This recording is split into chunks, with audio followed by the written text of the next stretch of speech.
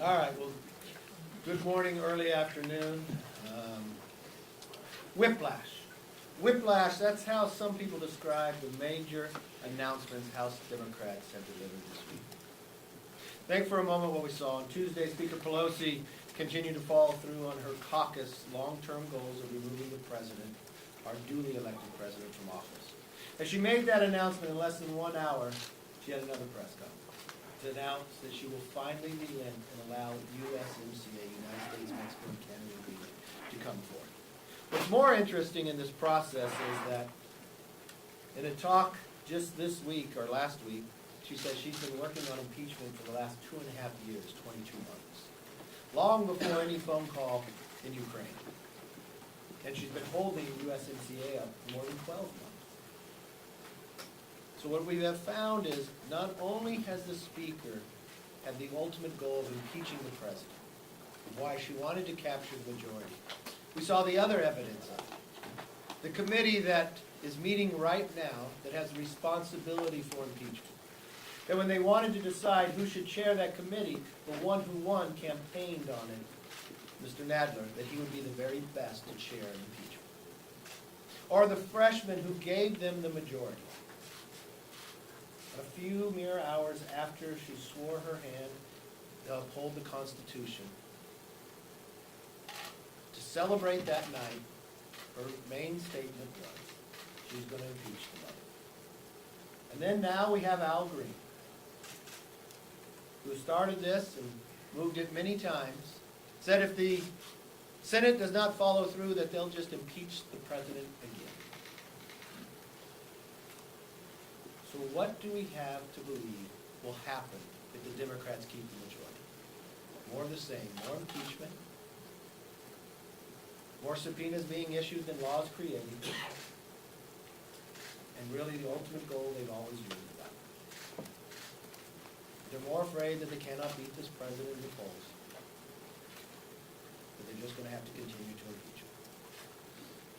I think the more that the public sees this, the more that the public understands, the less support. You read the Washington Post today, we're now learning that more Democrats are now saying they'll vote against it. The most disturbing of all this year, Speaker Pelosi laid out her requirements to even move forward with impeachment. Well, she said it was so divisive to this nation, it'd have to be overwhelming, compelling, and bipartisan. She did not meet one of her requirements. And now we have a Democrat constitutional scholar saying that it's the thinnest, weakest, fastest impeachment in American history. That's why today, in an interview, I made this pledge that we will not repeat this. We will not do what Alexander Hamilton feared most. That if we are entrusted with the majority, we would govern with responsibility, regardless who's in the White House. That we'd uphold the Constitution. We'd actually stand by the requirements that Speaker Pelosi gave, overwhelming, compelling, and bipartisan, but more importantly, stand to the level of Constitution.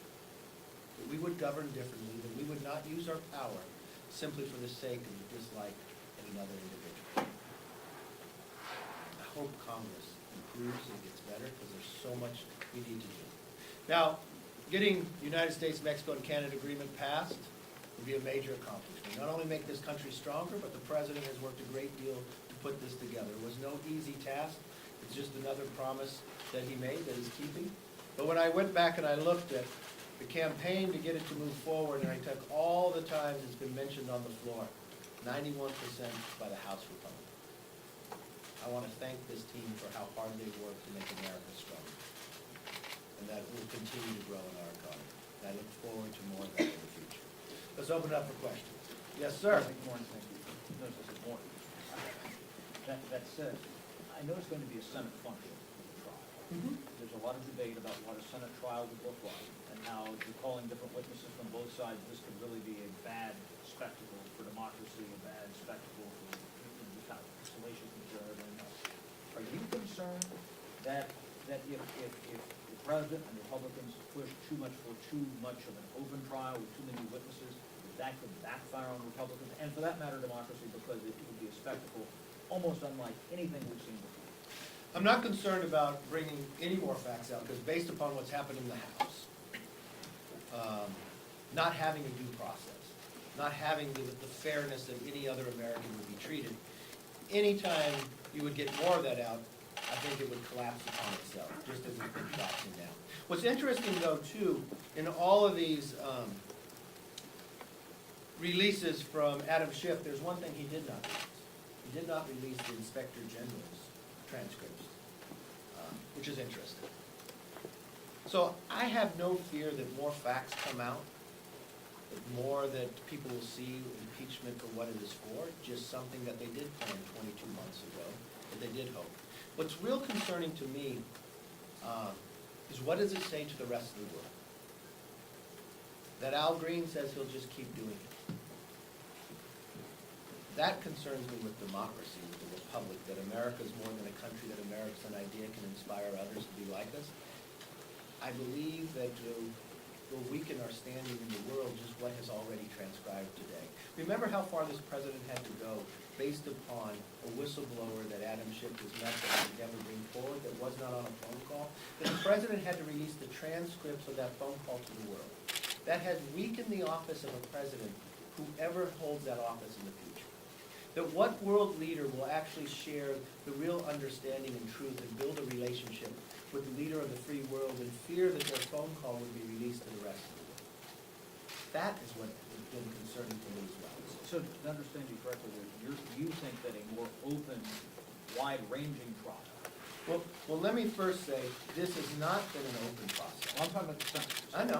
And the So Republicans, anything that- Republicans control the process. First of all, I don't think there's enough facts to even move it to the Senate. I'm now hearing that Democrats are leaving and want to vote against impeachment. I understand that the progressive side of this that has spent a lot of money. I mean, Tom Steyer spent more than $100 million trying to build for impeachment more than 2 years ago.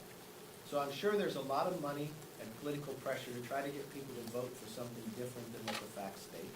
If it goes over to the Senate, I don't think it should have to last that long, because there are no facts there to uphold impeachment. The 2 articles that they have, I don't think stand on any merit itself, but whatever they decide to bring forth on a defense, I have no fear.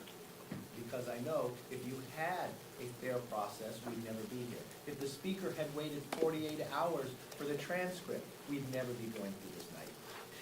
And for a basis that those, maybe they're sitting in the Democratic Party, maybe they ran for office, maybe they were sworn in the night to become a new member of Congress and they pledged they were going to impeach the president, I wish they'd take one pause and think as an American. What does it do to the country? Take all personalities out of it. Are you making the country stronger or weaker? What are you doing to democracy and freedom around the world? Of those who aspire to be like us, simply for your own political gain or desire. It's about a moment of time with the people before politics, and they have never shown their willingness to do that based upon her own admission by the speaker that she has planned this for 22 months. She had set her chairmanship up about it for 22 months. She had had her freshmen on the day they were sworn in talk about it. But who has failed in all this? The American public. We'd be stronger as an economy. We'd be stronger in our beliefs around the world. We'd be admired greater, and we'd have a stronger presidency from the standpoint of a relationship with other leaders that they can trust, that they can talk to them, that they would not have to release a transcript. What else you want to know? Yes, ma'am. House Republicans are planning to whip this vote on impeachment. Are you prepared to lose some House Republicans in this vote, and what is your message to those Republicans? I really don't know that we're whipping this vote. I don't think there's a need to whip the vote. If you watch the impeachment inquiry, the only bipartisan vote was no. If you watch what has come forth since that, there's no reason to change that vote. And if I read the reports from the Democrats, there's more that's going to join us. I remember reading an article just, was it last week, where a Democrat moderate member was on record saying, for me right now, I'm struggling to see how the evidence supports impeachment. I really think your question should lie with the other side of the aisle, because I think they're the ones that have a challenge, and how hard they're trying to hold their members to do something based upon different when the facts and evidence and what they truly believe. It's interesting that this Democrat makes this statement but will not let you write the name for fear of reprisal from the Speaker of the House. And I imagine she would had she planned this for 22 months. Yes? There is talk of the White House considering putting Alan Dershowitz on their legal team once the trial moves over to the Senate. Do you think that is a good idea? I'm not sure who they're thinking of, but they should have representation, and I think there's a number of attorneys out there that know constitutional law and have presented before the Supreme Court.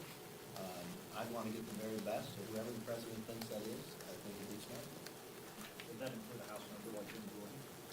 And is that appropriate for a House member to serve as the President's counsel in the Senate trial, even though the House managers are traditionally House members? No, I leave that question to the president in the basis. The Senate is a different body than the House. I think Jim Jordan has done an amazing job here. I would rely on whoever the legal counsel that the president selects on a number of members are here. John Radcliffe, former U.S. attorney, and others, who's seen most of it, has a good understanding of what they've been trying to do. So there's a number of people that I think they can rely on for information, but I would want the very best counsel that's moving forward. What's your assessment of the state of play on this year-end business, which includes appropriations, maybe some tax extenders, maybe Export-Import Bank, and some other cats and dogs? Do you think you're going to have a significant agreement in the next few days to deliver? I hope, I'm very hopeful that we could. It's so unfortunate that here we are waiting to the end of the year with something that should have been done much sooner, but impeachment has overtaken everything in this body.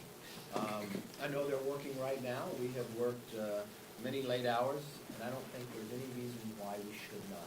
The only thing that could possibly happen that impeachment once again overtakes us from doing the job that we actually should be doing. And do you want to get this done? I want to get this done. I wanted to get this done months ago.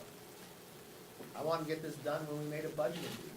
I wanted to get this done when the Democrats brought another continuing resolution up. I wanted to get this done so they could get paid, our military men and women, and get their raise. I wanted to get this done so our nation could be stronger.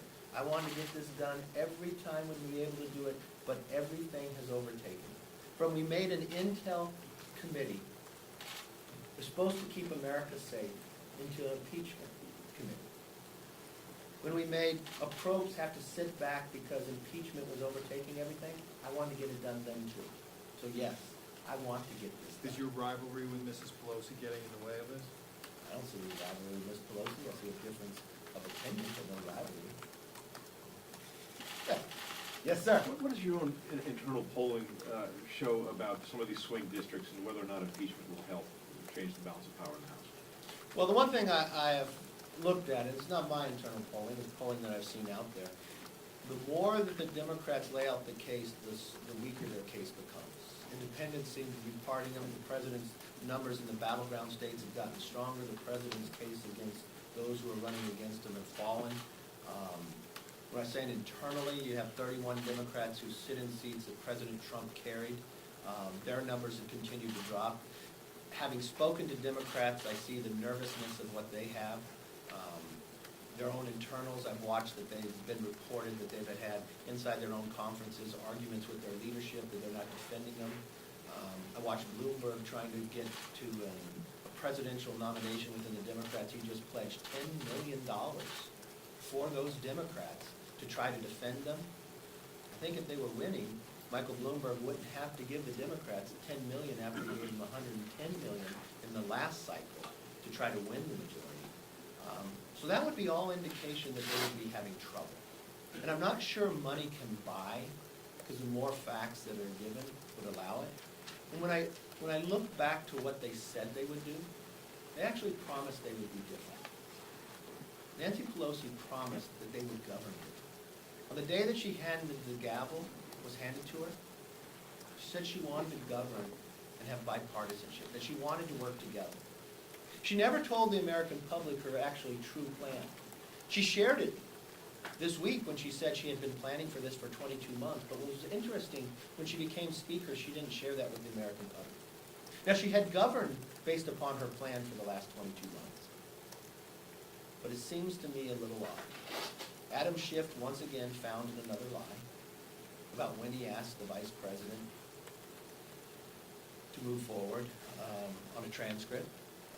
It's interesting in the Inspector General report on what Adam Schiff said earlier in the Pfizer report in 2018.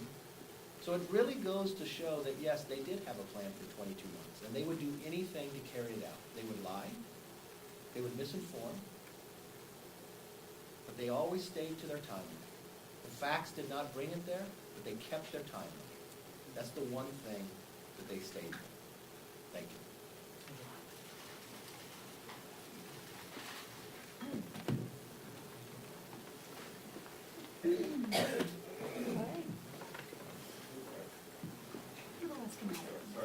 Sorry.